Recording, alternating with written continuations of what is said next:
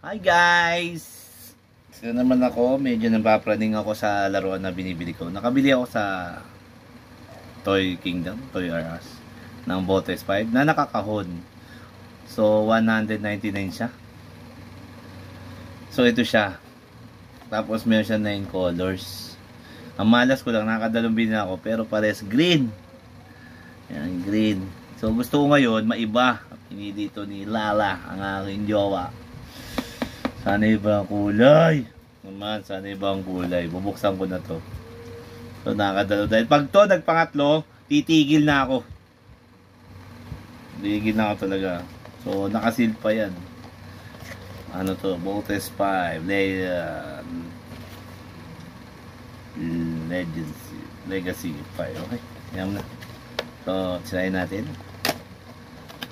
Sana ibang kulay, o para alam nyo, kala nyo pwede makita, hindi pwede makita kung anong kulay, walang palatandaan, hindi ang ilalim yan, no? Naka-plastic pa yan, no?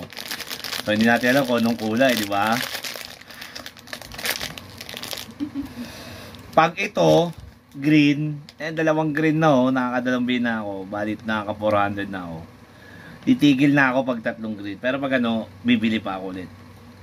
Yan na. Uy! Ako po Lord, ito na.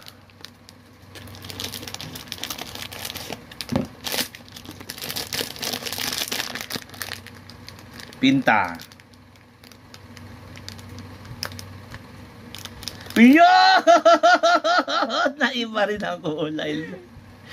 Thank you po. Ito yung gusto ko, sinabi ko, di ba?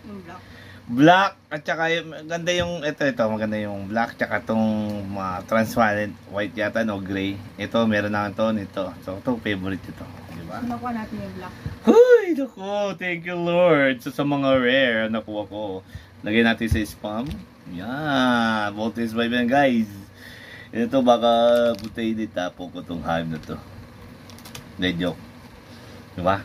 Thank you, Botes 5. Bibili pa ako, ibig sabihin. Thank you.